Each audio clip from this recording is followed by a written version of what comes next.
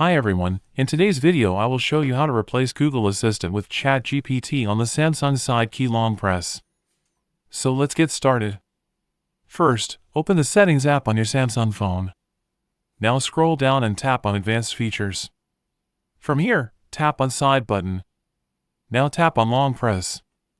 By default, it is usually set to Google Assistant or Bixby. Tap the gear icon next to Google Assistant. Then select Other apps. Next, choose ChatGPT from the list of installed apps. If you don't see it, make sure the ChatGPT app is installed on your phone first. Once selected, it will be set automatically. Now when you press and hold the side key, ChatGPT will open instead of Google Assistant. And that's it. You have successfully replaced Google Assistant with ChatGPT on your Samsung side key. Thanks for watching. Don't forget to like and subscribe for more quick and easy tutorials.